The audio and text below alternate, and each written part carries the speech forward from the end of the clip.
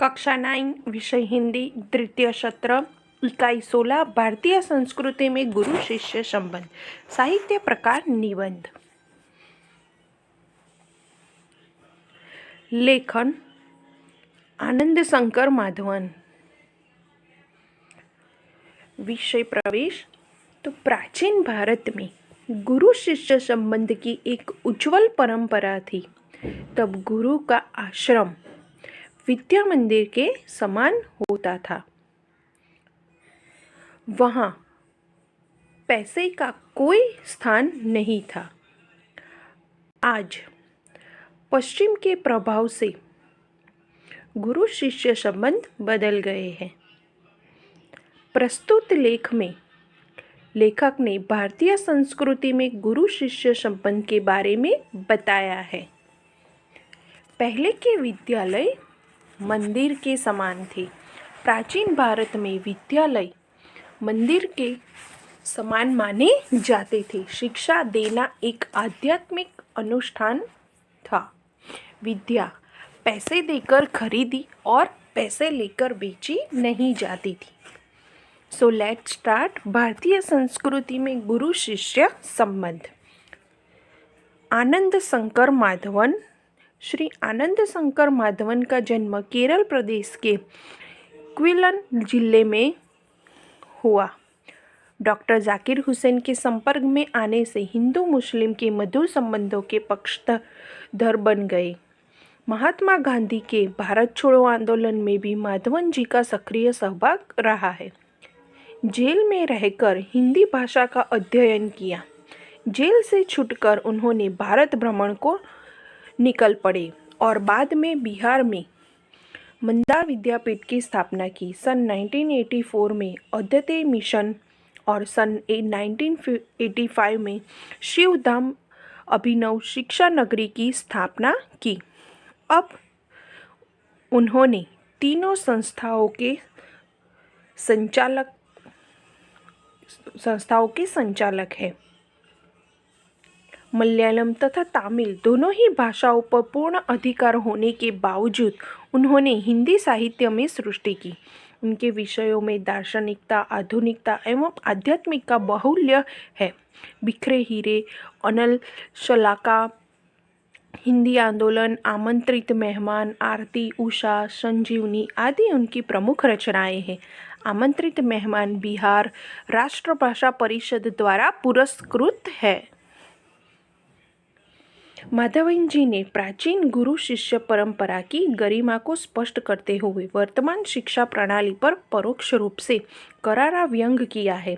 हमारे समाज में व्यावसायिक संस्कृति की बोलबाला है। इस कारण गुरु शिष्य संबंधों में परिवर्तन आया है। पहले विद्यालय मंदिर के समान माने जाते थे। शिक्षा देना एक आध्यात्मिक अनुष्ठान था। वह परम सुख प्राप्ति का एक माध्यम था। उस जमाने में पैसे देकर शिक्षा खरीदी नहीं जाती थी। क्या आज वैसी स्थिति है?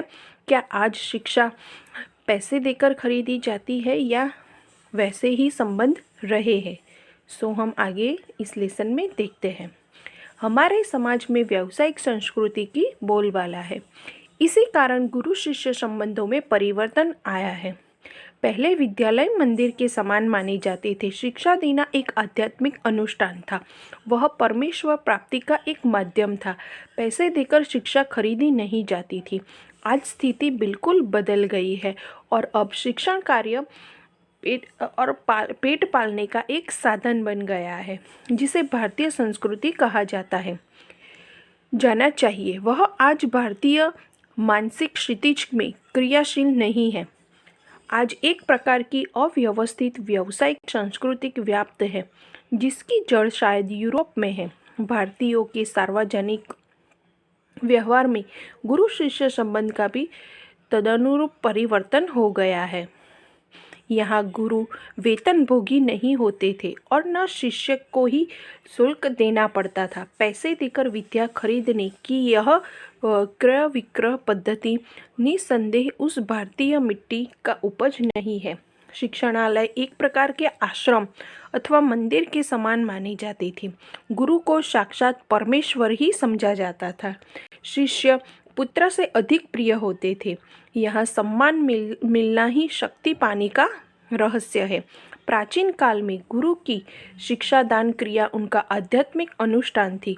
परमेश्वर प्राप्ति उनका एक माध्यम था। वह आज पेट पालने का जरिया बन गई है। तो आज की स्थिति क्या है? आज की स्थिति यूरोप के प्रभाव से शिक्षा क्षेत्र में व्यावसायिक संस्कृति आ गई है। शिक्षक वेतन भोगी हो गए हैं और जो शिष्य है वो भी शुल्क देकर विद्या प्राप्त करनी पड़ती है। यानी शिक्षकों को उसके शिक्षा देने के बदले उनको सैलरी मिलती है और जो विद्यार्थी है उसको भी पढ़ने के लिए फीस देनी पड़ती है। तो आज का शिक्षण कार्य पेट पालने का एक साधन बन गया है। प्रारंभ में विवेकानंद को भारत में महत्वपूर्ण स्थान प्राप्त नहीं हुआ था, पर जब उन्होंने अमेरिका में नाम कमा लिया तो भारतवासी मालाएं लेकर स्वागत करने लगे। रविंद्रनाथ ठाकुर को भी नोबेल पुरस्कार मिला तो बंगाली लोग दौड़े यह राग आलापते हुए कि अमादेर ठाकुर। सपूत। दक्षिण भारत में कुछ समय पहले तक भरतनाट्यम और कथकली को नहीं पूछा था, पर जब उसे विदेशों में मान मिलने लगा तो आश्चर्य से भारतवासी सोचने लगे, अरे हमारी संस्कृति में इतनी अपूर्व चीज़ें भी पड़ी थी क्या? यहाँ के लोगों को अपनी खूबसूरती नहीं नजर आती है, मगर पराये के सौंदर्य को देखकर मोहित हो जाते हैं। जिस देश में ज्ञान पाने के लिए मैक्स मुलर ने जीवन भर प्रार्थना की, उस देश के निवासी आज जर्मनी और विलायत जाना स्वर्ग जाने जैसा अनुभव करते हैं। ऐसे लोगों को प्राचीन गुरु शिष्य संबंध की महिमा सुनाने, गधे को गणित सिखाने जैसा व्यर्थ प्रयास ही हो सकता है। यानी भारतीयों का स्वभाव है कि जो हमारे पास है उस चीज़ की मूल्य तभी समझते हैं जब उसकी विदेश में मूल्यांकन होता है। उसका विदेशी लोग उसे अपनाते हैं, फिर बाद में वो अपनाते हैं। वो चीज़ हमारी भारतीय ही होती है।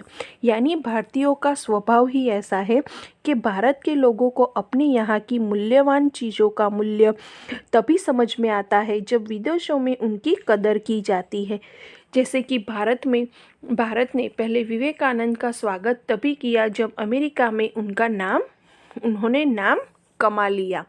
इस तरह विदेशों में लोकप्रिय होने के बाद ही यहाँ लोकप्रिय होते हैं। आज भारत में अमेरिका, इंग्लैंड या जर्मनी जाना स्वर्ग जाने जैसा लगने लगा है। एक बार सुप्रसिद्ध भारतीय पहलवान गामा मुंबई आए। उन्होंने विश्व के सारे पहलवानों को कुश्ती में चैलेंज दिया। अखबारों में यह समाचार प्रकाशित होते ही एक पारसी पत्रकार ने उत्सुकतावश उनके निकट पहुंचकर उनसे पूछा, साहब, विश्व के किसी भी पहलवान से लड़ने के लिए आप तैयार हैं? तो आप अपने अमुक शिष्य से ही लड़कर विजय प्राप्त करके दिखाओ। गामा आजकल के शिक्षा क्रम में रंगे नहीं थे, इसलिए उन्हें इन शब्दों ने हैरान कर लिया। आंखें फाड़कर उस पत्रकार का चेहरा ताकते ही रह गए। बाद में धीरे से कहा, भाई साहब, मैं हिंदुस्तानी हूँ। हमारा अपना एक निजी रहन सहन है। शायद इससे आप परिचित नहीं हैं। जिस लड़के का आपने नाम लिया वह मेरे पसीने की कमाई है, मेरा खून है और मेरे बेटे से भी अधिक प्यारा है। इसमें और मुझ में फ़र्क ही कुछ नहीं है। मैं लड़ा या वो लड़ा, दोनों बराबर ही होगा। हमारी इस परंपरा को आप समझने की चेष्टा कीजिए। हम लोगों को वंश परंपरा से शिष्य परंपरा अधिक प्रिय है। ख्याति और प्रभाव में हम सदा यह चाहते हैं कि हम अपने शिष्यों से कम प्रभावित रहे।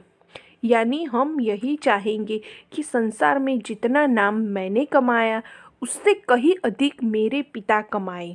मुझे लगता है आप हिंदुस्तानी नहीं हैं।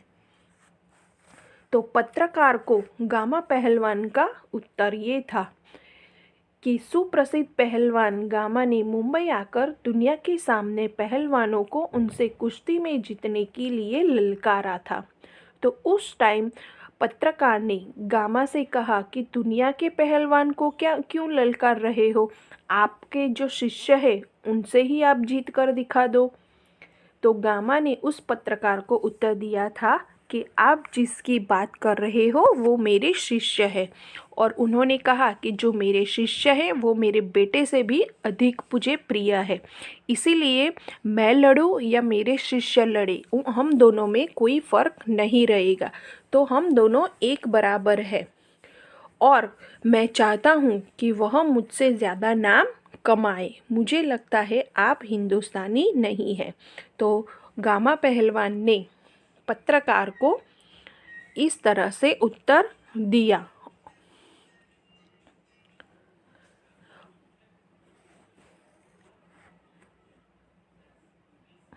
भारत में गुरु शिष्य संबंध का वह भव्य रूप आज साधुओं, पहलवानों और संगीतकारों में थोड़ा बहुत ही सही पाया जाता है।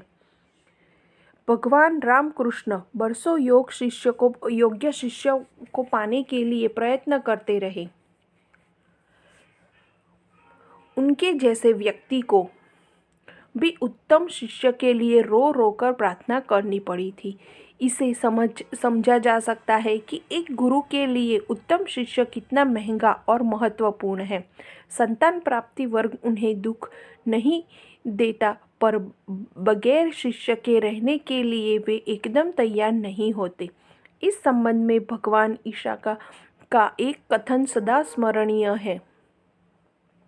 उन्होंने कहा था, मेरे अनुयायी लोग मुझसे कहीं अधिक महान हैं और उनकी जुतियाँ होने की योग्यता भी मुझ में नहीं है। यही बात है, गांधी जी बनने की क्षमता जिनमें है उन्हें गांधी जी अच्छे लगते हैं और वे उन्हीं के पीछे चलते हैं। विवेकानंद सिर्फ उन्हें पसंद आएंगे जिनको विवेकानंद बनने की अद्भुत शक्ति निहित है। तो इस तरह उत्तम शिष्य मिलना बहुत मुश्किल है। तो हमारे देश में गुरु शिष्य परंपरा यदि कहीं जीवित है तो वह पहलवानों और संगीतकारों में जीवित है। भगवान रामकृष्ण परमहंस को बहुत प्रार्थना के बाद विवेकानंद मिले थे। ईसाम सिंह ने अपने अनुयायियों को अपने से अधिक महत्व दिया था। तो इस तरह संगीतकार की अपेक्षा उसके श्रोता अधिक श्रेष्ठ होते हैं। हमारे यहाँ पूज्य की उपेक्षा पुजारी को अधिक महत्व दिया जाता है। आगे है, कविता में मर्मग्न और रसिक स्वयं कवि से अधिक महान होते हैं। संगीत के पागल सुनने वाले ही स्वयं कार से अधिक संगीत का रसास्वाद करते हैं। यहाँ पूज्य नहीं, पुजारी ही श्रेष्ठ है। यहाँ सम्मान पाने वाला नहीं, सम्मान देने वाला महान है। स्वयं पुष्प में कुछ नहीं है, पुष्प का सौंदर्य उसे आने वाले की दृष्टि में है। दुनिया में कुछ नहीं है, जो कुछ भी है हमारी चाह है, हमारी चाह में है, हमारी दृष्टि में है। यह अद्भुत भारतीय व्याख्या अजीब सी लग सकती है, पर हमारे पूर्वज सदा इसी पंथ के यात्री रहे हैं।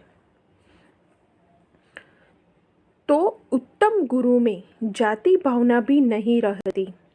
कितने ही मुसलमान पहलवानों के हिंदू चेले हैं और संगीतकारों के मुसलमान शिष्य रहे हैं। यहाँ परख गुण की होती है, नहीं कि जाति धर्म की। साधना की और प्रतिभा की होती भक्ति और श्रद्धा की ही कीमत है, न कि जाति संप्रदाय की, आचार विचार या धर्म की। मुझे क्या लिखाया था एक विद्वान मुसलमान ने ही। उन्होंने कभी नहीं सोचा कि यह हिंदू है और मुसलमान बनना चाहिए। पुराने ज़माने में मौलवी लोग बड़े बड़े रामाणी होते थे और आज देहांतों में भरत मियाँ, रंजित मियाँ आदि अधिक संख्या में दिखाई देते हैं। तो इस तरह गुरु शिष्य परंपरा में जाति धर्म नहीं, गुण को प्रमुखता दी जाती है। इसीलिए कई हिंदू मुसलमान गुरुओं के शिष्य रहे हैं और कई मुसलमान हिंदू गुरुओं के शिष्य भी रहे हैं। तो इस तरह जो शिक्षा प्राप्त करने की बात होती है तो इसमें कोई जाति धर्म या ऊंच नीच का भेदभाव नहीं होता। इसमें पहले गुण देखा जाता है कि उसमें कितने गुण हैं शिक्षा प्राप्त करने के। तो इस तरह हमें यहाँ सिखाया गया है कि गुरु शिष्य के संबंध कैसे होने चाहिए। आज के गुरु भी सिर्फ सेवा लेने में ही चतुर है, देने में नहीं। उपनिषदों में आचार्यों ने कहा, सेवा देने की चीज़ है, लेने की नहीं। सेवा लेने की अधिकारी बच्चे, रोगी, असहाय और वृद्ध बच्चों को परमेश्वर का ही मृत रूप समझ सेवा रूपी पूजा से उनकी शक्ति को प्रज्वलित करने क्षमता और सहृदयता रखने वाले ज्ञानी और तपस्वी पुरोहितों आजकल के गुरु नहीं रह गए। किसी भी देव मंदिर की मूर्ति की शक्ति उतनी मात्रा तक ही संभव है जितनी मात्रा तक उसके पुजारी की भाव पूजा में नैवेद्य भावना भरी रहती है। यानी अभी कहा गया है कि अधिकतर गुरु सेवा लेने में ही अपनी चतुराई समझते हैं। सच यह है कि सेवा लेने की नहीं बल्कि देने की वस्तु है। बच्चे, रोगी, असहाय, वृद्ध लोग सेवा लेने के अधिकारी है, बाकी कोई सेवा लेने का अधिकारी नहीं है। इनकी सेवा को ईश्वर की सेवा माना जाता है। आज के ज्ञानी और तपस्वी गुरु भी नहीं रह गए क्योंकि वे शिष्य को तैयार करने में आवश्यक श्रम नहीं उठाते। तो पुजारी जितनी प्रेम और भाव से मूर्ति की पूजा करते हैं, मूर्ति में उतनी ही शक्ति आती है। गुरु और शिष्य के बारे में भी यही सिद्धांत काम करता है। तो कहा है कि आजकल के शिष्य भी पहले जैसे नहीं रहे और गुरु भी पहले जैसे नहीं रहे, और जो पहले का गुरु शिष्य का संबंध था वो ज़्यादा अधिक उत्तम था आज के समय के हिसाब से।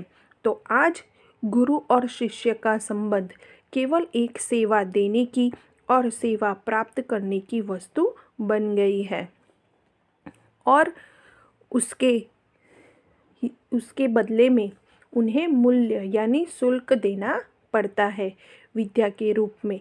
और जो गुरु है उनको वेतन लेके वो शिक्षा देते हैं और जो शिष्य है वो शुल्क देकर विद्या ग्रहण करते हैं। तो इस तरह से आजकल के भारतीय संस्कृति में गुरु शिष्य का संबंध रह गया है। शब्दार्थ है परिवर्तन यानी बदलाव, सुप्रसिद्ध तो सर्वश्रेष्ठ, निजी तो अपना, उत्तम श्रेष्ठ, अनुयायी शिष्य। मुहावरे है गधे को गणित सिखाना यानी व्यर्थ प्रयास करना, ताकते रहना आश्चर्य से देखते ही रहना, पसीने की कमाई यानी कठिन परिश्रम का फल, रंग जाना तो किसी काम में मग्न हो जाना।